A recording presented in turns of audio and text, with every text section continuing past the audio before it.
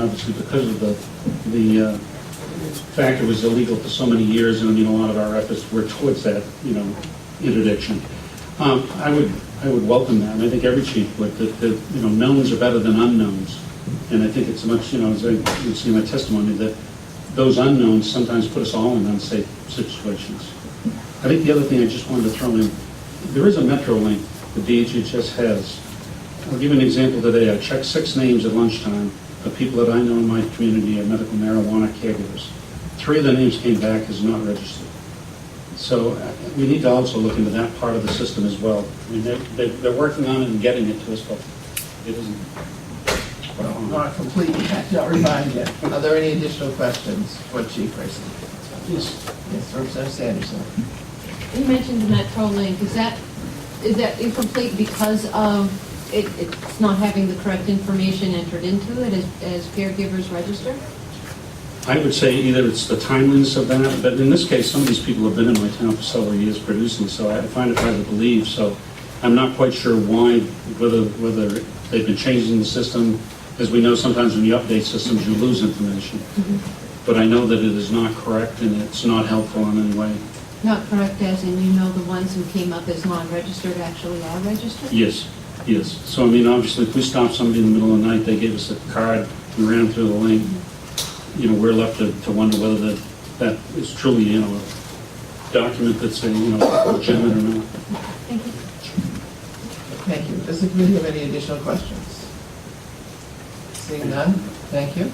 And we'll proceed with proponents, those people in favor of any one of these bills, and the lineup has begun. Thank you very much.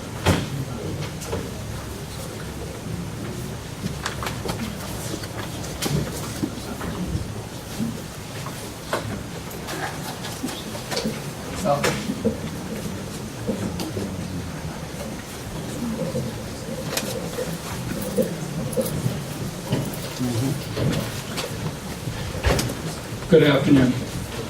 My name is John Krueger. I'm representing MOFCA board. I live in the town of Northport. I come before this legislative body with a background in science and administration, representing the Maine Organic Farmers and Gardeners Association.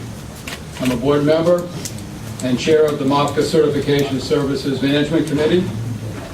By way of background, I've got degrees from MIT in chemical engineering. I'm the past director of the HHS State Health and Environmental Testing Laboratory with experience oversight in multiple disciplines, including forensics. And I've served as a leader in the National Public Health Association across the country. I mentioned this just to document the scientific and professional rigorous that MOFCA looks at this topic on cannabis. Just as background, MOFCA has nearly 11,000 members committed to safe and healthy food and other products grown in Maine. We've had many people come to us seeking that we certify cannabis. And just a little more examples. Small-scale farming is on the increase. Maine is becoming a mecca for a new generation of talented and dedicated farmers. As an example, right now, Maine ranks number 1 in New England in agricultural sales. But what's really interesting, too, is the fact that over the last 5 years, the number of young farmers under the age of 34 has really soared almost 40%. We're really looking at some really new generation of farmers. As an example, over 30% of the farmers are women, which is also unique for this part of our country. It's now commonplace for Mainers to shop at farmers markets, participate in CSAs, seek out local produce, seek out healthy food at our schools. MOFCA takes pride in stating there are now more than 450 certified organic farms in Maine producing some of the highest quality, safe, local, and sustainable food and other products grown in Maine. Many of these professionals believe that they can also produce cannabis with this same quality. I'm personally leading a discovery trial program right now with MOFCA that we call MC3, MOFCA Clean Cannabis Certification. We can't use the word organic because of federal requires. But this trial, represents many requests that we've had to see if, in fact, we can develop a program to assure patients and caregivers that this cannabis product is what it says it is and that it's safe. We've got many people, medical marijuana growers, caregivers, medical professionals, laboratory representatives, and organic certification specialists on this team. And regardless of whether Mafia continues this discovery process or whether others choose to do this, there are significant costs associated with certification. I think that's one of my points here, is that this doesn't come easily. And also, meeting with independent caregivers, I'm aware of the professionalism associated with their work. Many of these independent caregivers are developing boutique, what I would call high-quality cannabis to meet specific medical needs. As an example, there are growers that are developing these CBD strains, cannabinoid diols. You don't get high from these. They have no euphoric effects, little THC, but have been shown to have, tremendous, medical advantages. So, as a scientist, I'm aware of the considerable resources needed to develop these unique medical strains and the documentation needed to assure safe production. So I'm coming before you today because I believe it's a disincentive for caregivers to expend the considerable resources to become certified or use significant resources to develop unique medical strains when their market base is limited to 5 patients. This isn't a good business practice. So whether it be a number of plants, as we decide on when we set the number of plants to a number, and we say the number of patients is a number, what we're encouraging is people to produce the most concentrated plants they can. And so the laws that you make actually influence the industry. Thank you very much. Happy to answer questions and hope I can participate in work sessions. We'd be pleased to have you here, Mr. Krueger. I'm sure you bring a significant amount of information to the committee. Are there any questions from Mr. Krueger at this time? Seeing none, thank you, and I appreciate your offer of being here for the work session. Welcome.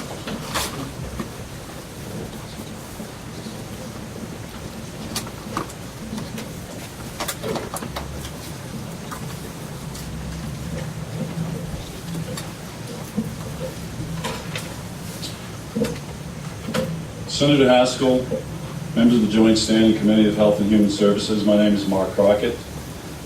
I'm a caregiver here in the state of Maine, and I'm here to speak in favor of LD 1258. There seems to be a lot of confusion with respects to what the law is, what the language is. I've spent a lot of time meeting with different members of the medicinal marijuana industry, law enforcement, members of the legislators, members of the dispensaries, caregivers, and patients. I firmly believe that we live under a 30-plant law with respects to the number of plants we can grow. We must maintain 5 primary patients in order to have those 30 plants. If one of those patients leave, we must replace them or destroy those plants.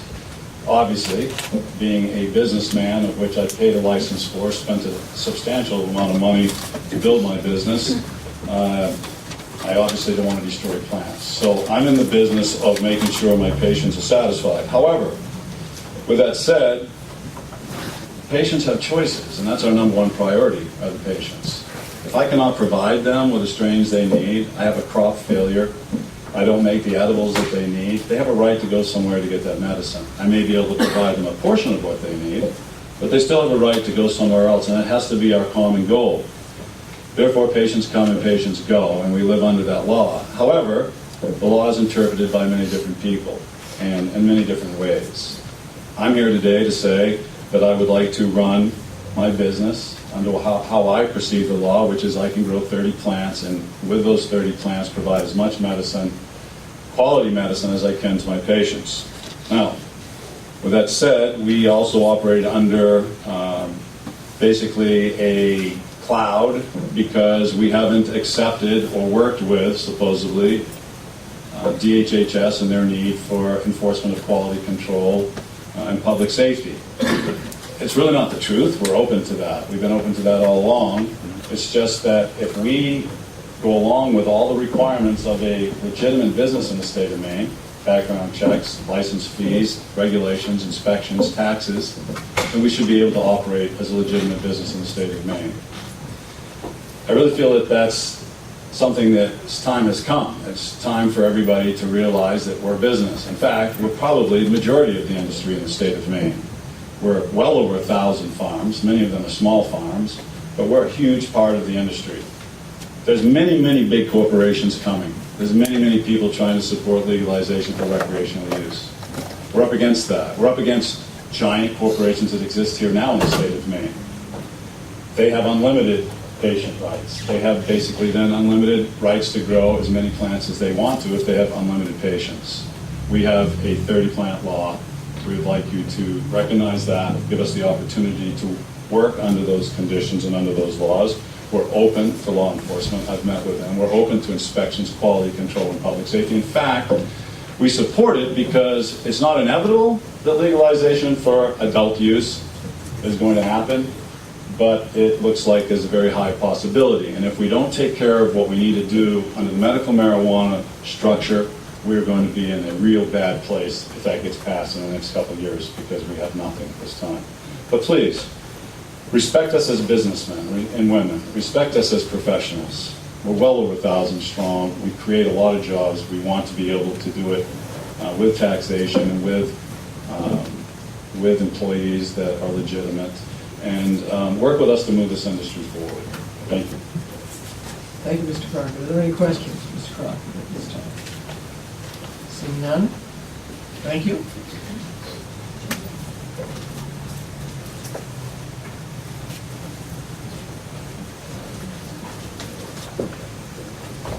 Senator Haskell, Representative Teen, and members of the Health and Human Services Committee. My name is Laura Herfur, and I'm a senior associate with Moose Ridge Associates, and I'm speaking to you today on behalf of my client, the Maine Association of Dispensary Operators, or MEDO. We are the trade association that represents Maine's 8 licensed medical marijuana dispensaries. And my remarks today are going to be focused on LD 726, Senator Saviello's bill. Thousands of Maine people now have relief from a host of debilitating medical conditions thanks to the 8 medical marijuana dispensaries MEDO members operate in the state.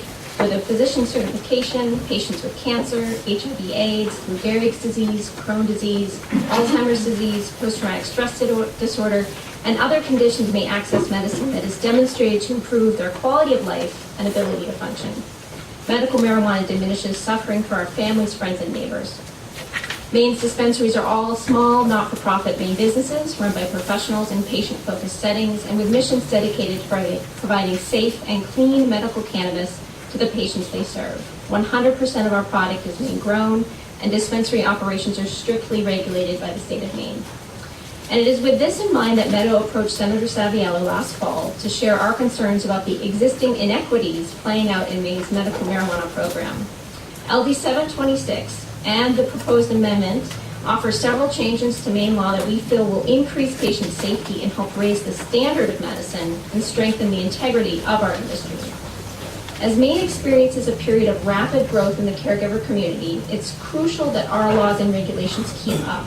What began over 10 years ago as a few hundred gardeners growing cannabis for select patients from their communities who were suffering from debilitating conditions has exploded into a significant and unregulated cottage industry. Whereas our 2-tiered system for caregivers and dispensaries may have worked in the past, now we are flooding the market with essentially unregulated medicine and private and we hear many times under-the-table transactions. Before a patient suffers from tainted medicine, or we continue to feed the illicit market for marijuana, Maine's laws need to be rebalanced to provide the appropriate level of oversight and enforcement in the caregiver program. For the medical marijuana industry, regulation is welcome. For far too long, cannabis growers and consumers have had to hide and conduct transactions in alleys and parking lots, perpetuating assumptions and stereotypes about this plant, its uses, those who grow it and use it. As an association, we know that the degree to which dispensaries are regulated is a significant factor in Maine's medical program, having been rated the nation's best. We encourage you to embrace this success and use this bill as an opportunity to strengthen the safeguards and enforcements in existing law. Furthermore, as we'll see in the proposed amendment, hopefully it has made its way around. I apologize if it hasn't, but we'll get that to you. We'd also like you to consider two other things. The first, increasing the annual limit of excess prepared marijuana a caregiver can sell to a dispensary will help create a more transparent market for the extra product many caregivers end up after bountiful harvest. We welcome the opportunity to enter into more business relationships with caregivers who are growing quality medicine in safe conditions and who don't object to safety inspections or the standard sales and purchase paperwork required when we perform such a transaction. Additionally, we'd like to ask you to make one last housekeeping change. Under the current law, dispensaries can only buy or sell from each other when there is an inventory supply interruption. We are finding this challenging to determine satisfactorily with our regulators and have agreed that we prefer to not have this as a condition of sales and purchases. This would allow dispensaries to source products and strains they do not already cultivate that prove helpful to certain ailments like those high in CBD to help relieve epilepsy. Dispensaries will be better able to serve their members with specific strains shown to be helpful for certain conditions that we otherwise do not have access to in the short term. I see I'm almost out of time, so I want to just note that when Senator Saviello presented the bill, he mentioned the fiscal note. It is a large fiscal note. Part of the language that you see in the bill is allowing the existing funds within the Maine Medical Marijuana Fund to be used more appropriately, we think, in enforcement. And that we put that in there because of conversations we've had with our regulator. They said that they didn't feel like they had the latitude in existing statutory language to use that fundage to further enforcement mechanisms. So we have tried to put that language that would allow them to do that into the bill. So thus, you see a fiscal note where they are using that money on enforcement. So I don't think it's dead on arrival, as the senator said. I think that's a good thing. So I would just turn your attention to that as well. And I'm happy to answer any questions. Thank you, Ms. Mark, for any questions? You're all set. Okay. Thank you. Let's sign it over. That's right. Looks like we're almost done.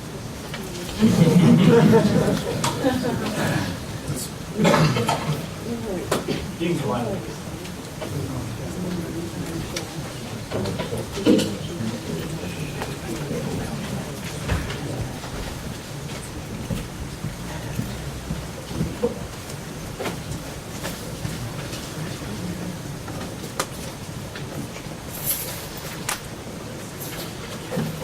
Good afternoon, ladies and gentlemen. My name is Dan Brown, formerly Farmer Brown. I am a caregiver down in the Blue Hill area, and although I've spoken many times to different legislators, I've never been anything folks. I would just start this by saying that medical marijuana saved my farm, without a doubt.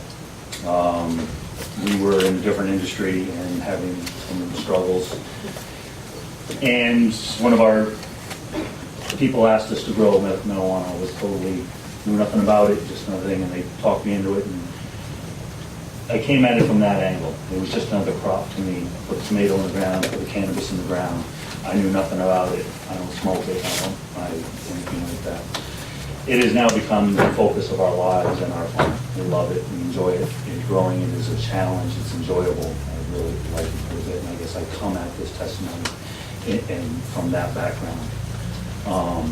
I'm speaking in favor of LD5 and 1258 because the cannabis is becoming more and more of a part of our farm, and the restrictions of the 5 patients and the 6 plants, it's just really keeping me down and allowing it to become more of a focus of what we do.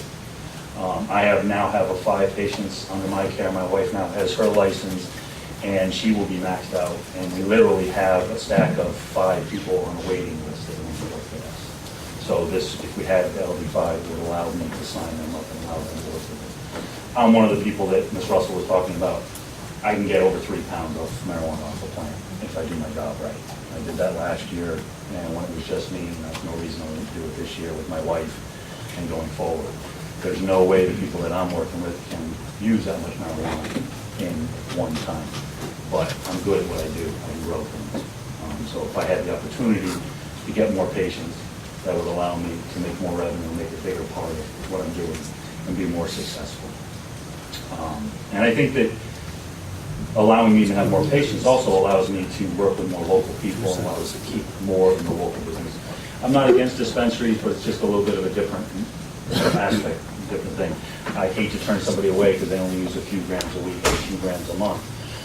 But I can't justify bringing them on as a patient because of their usage. And I have to say, I'm sorry, but you need to go work with the dispensary. And so LD5 would allow me to work with more of those people and open me up a little bit on that. 1258, the on-site visits, I have no problem bringing on. We test everything, everything's evaluated. I have no problems with, I obviously in the past didn't like regulations and stuff, but when it comes to marijuana, I totally understand bringing people in, inspecting what we're doing, getting licensed. Got my pesticide license, we're doing all that. I'm just saying, kind of take the cuffs off. I'm following the rules. We're paying our sales tax. We want more employees. When you have 30 plants, they grow over 2 pounds to 3 pounds a plant. You go to harvest time, my wife and I are the only one doing it. We milk the cows at 5 a.m. Then we start right onto the cannabis. It's too much. We can't do it. We need more help. If you're just doing cannabis, it's one thing, but we're milking the cows, we're feeding the chickens, we're doing the garden, we're running the farm stand. I just can't do it without more help. What other industry is they only allowed to hire one person, and then I pay for the right to hire that person, and then I pay them a wage. Let me hire more people to help me on the farm. Thank you very much for your time. Thank you very much. Mr. Miller, any questions? President Bursky. Mr. Chair. Farmer Brown. I'm sorry, I was stuck there. I almost didn't tell you. It's good. What do you do with your excess now? Do you give it away? We did actually give some away. We have, we make it into edibles. Yeah, I don't want it. The edible side of it isn't a big part of it. Where we were growing, we haven't run into an expansion because I had my license, I grew more, but now we're adding patients with my wife, but I'm anticipating in the future as next year when we grow 60 plants instead of 30, then I can't add any more patients. What am I going to do? Right. So this year, because I'm new and I was gaining, it wasn't as much of an issue, but if I do my job right, next year it will be an issue. And it's not really good business to give a product for that. I like helping people. We have a few people that just can't afford it. They're on limited incomes, and I help them. But as a business standpoint, it doesn't really make much sense. Okay, thank you very much. Thank you very much. Welcome back. Hello again, I'm Jody Stebbins, and I'm from Augusta. I'm going to speak out in support on a few of these. LD5 and also the component of LD 1258 that runs sort of concurrent with LD5. I think that that is wonderful. I think it's a step in a great direction. It's for patients. What that means to me as a patient, it means that caregivers, they're only going to take on people that are coming close to maxing out because being a caregiver is an expensive process. So me, as a low-income patient, I would be able to then be taken on by one of those caregivers with really quality product that normally wouldn't be able to afford to take me on as a patient because I just can't max out. It's not an option for me. I go through a much smaller amount than a lot of other patients do. And it would open up for me and people like me to be able to have access through a legal route to that medication in smaller amounts. I know the response to that is, well, dispensaries will take you on for smaller amounts. Guess what? They cost an arm and a leg. It's cheaper on the black market than it is at the dispensaries. I can't afford it. So it would be a move in the right direction to remove that limit from the thing with keeping the plant count the same. I think that's perfect. I want to just plain say LD 66, absolutely. Absolutely. That's just safety. And then on LD 1258, I am in support of most of that. I think that the 24-hour notice for inspections is the most reasonable that we've had. But with these plant cycles, it's important to keep in mind that there are times of the grow cycle where the lights cannot be turned on. It will shock your plants, cause them to hermaphrodite, and degrade the quality of the medicine you're producing. So it might be more effective to try to schedule them at a time where the lights can be on. And that's all for now. Thank you very much. Any questions? Thank you. So, I just make it stop for a second? So again, the issue of the overflow room, I think appropriations is open for folks here. We're way beyond where we should be in this room right now from a safety perspective. Again, you know, if you're waiting to testify, you know, understand we're going to be here for quite a while. People can wait out in the hallway. They can wait over on the second floor. They have some of the appropriation.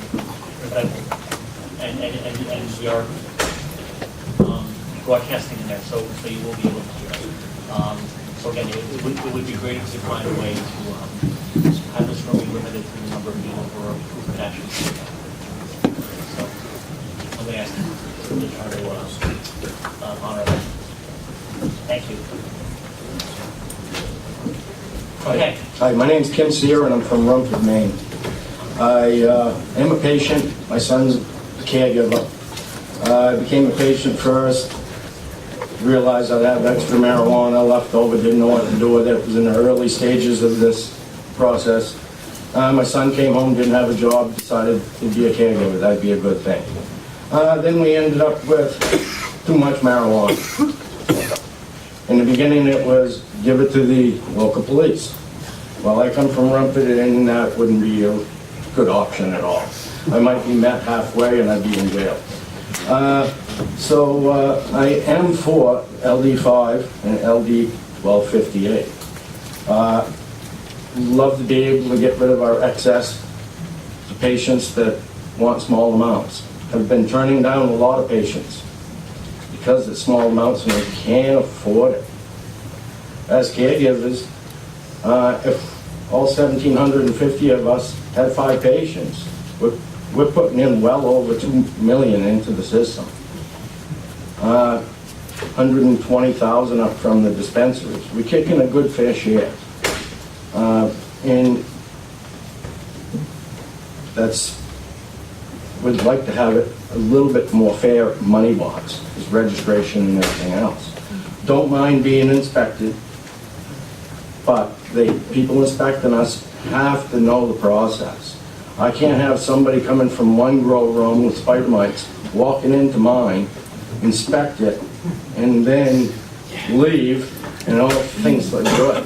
Things aren't good anymore. If they're close, I can't do too much to them if they're close to budding and I have to harvest them.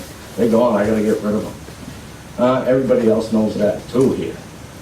Same thing with anybody else coming into our place, electrical contractor or anything like that.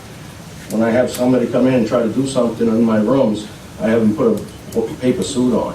Get rid of the paper suit when they leave and dispose of it. I don't want them bringing any contaminants into our room. As of the LD 766, electrical permit. Now, he mentioned commercial. Do we have to have commercial wiring in our residential house to make this work? If that's the case, it's not a cheap process. It's going to cost quite a bit more. I just rewired everything in ours residential. Am I going to have to change it? And just kind of the final words, just on kind of everything right here. Most of the rules that we are proposing are reactive, not proactive rules. We're thinking back what's happened in the past, not looking forward. State of Maine is going to be looking at legalization right down the road, and we should be looking in that direction of what type of rules we should be having and how we can get ahead of other states. You know, other states are doing this, and if they do it too close to us, we're going to be probably looking at somebody else coming in and trying to run our state. I was in Colorado just a little while ago. I went to a number of dispensaries. Everyone says, oh boy, you're from Maine, you're going to open something? You want to work for me? I'll come over and, no, I don't want to work for you. This is our state. You did it in your state. I guess, let's make things fair, and we are where the jobs are, and let us grow. I think we can do really well in the state. Thank you very much. And thank you very much, If there are any questions. Okay. Thank you, sir. Thank you.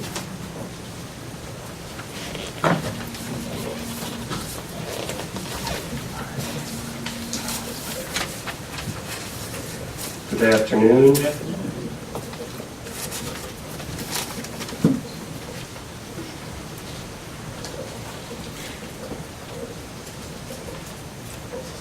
Representative Deteen, members of the Health and Human Services Committee. My name is Keith Herrick. I work for Main Street Solutions. I'm here on behalf of my client, Balance Medical Marijuana Laws for Maine.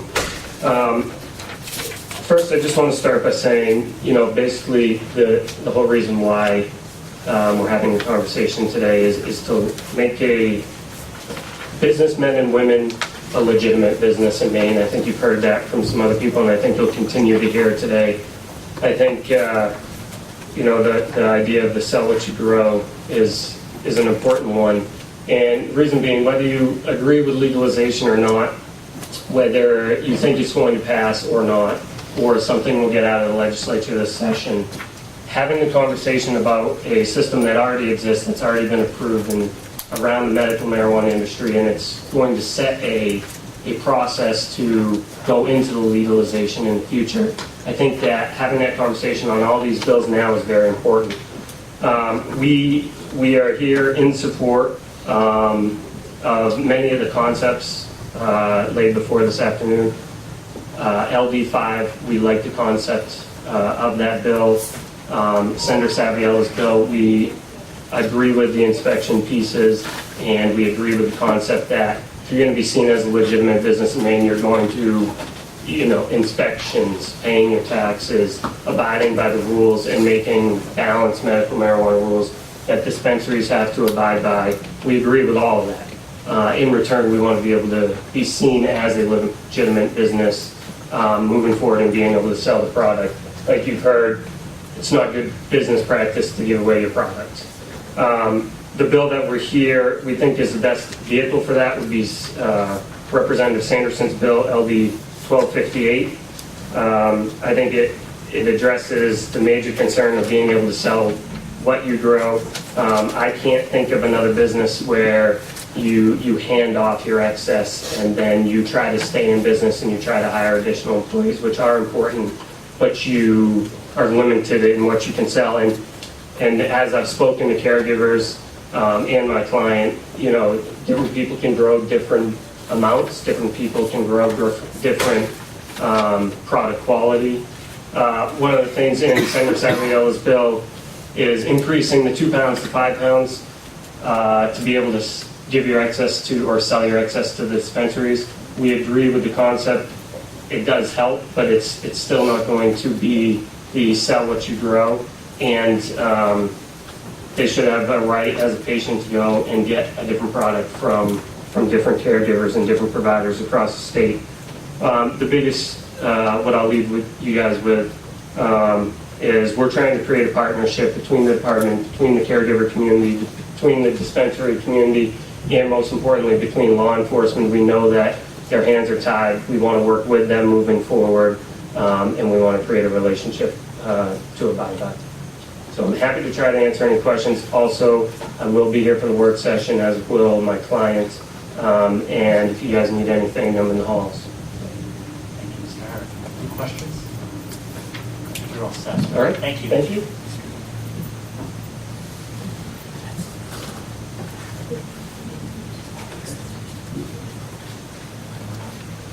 Hello. Hello.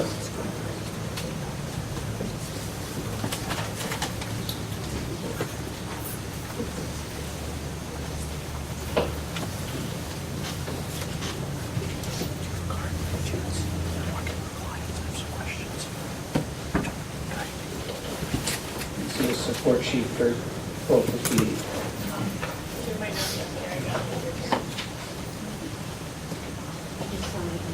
Yeah, I think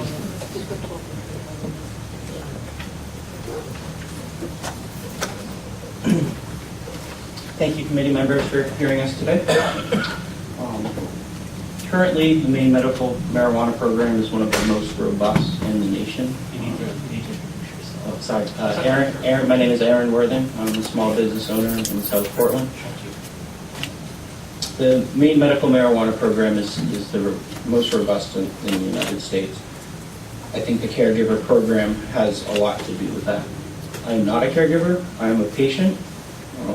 And I believe that the program has grown so much that the current restrictions, the 5-patient limit, as well as other restrictions, direct conflict of the spirit of compassion. Farmer Brown mentioned a wait list. That is a wait for someone to die list. There's not a huge turnover. If you find a great caregiver, you want to retain them. But you can't tell your friends, you can't recommend this great caregiver because they're already at their max capacity. Caregivers have to make decisions not based on the best use of their medicine, but who are the 5 bell cows that will pay my bill and make this a business worthwhile. That's, as I mentioned, is not in the spirit of compassion, and that for caregivers to realistically have to make that decision of who can pay my bills, they're the most worthy patient, is not where we should be doing it. Currently, caregivers pay into the system with tax and licensing, more of a 3-to-1 ratio than the current dispensaries. So they should be rewarded for their robust nature of their cash collection and give more outlets to be able to sell what they grow. I think that's a great term. If you grow it, you should have a safer way for it to go to get to patients, stay within the medical system. There's several bills that allow for a safe way. I believe that 1258 is the clearest steps towards what the regulated legal market is going to look like, and will help prep the current caregivers to step in that direction if they choose to do so. I don't think the regulations on inspections are overly burdensome, but it's the step in the right direction, and all the caregivers kind of need to prepare to do this paperwork and have this level of exposure as we get closer to legalization.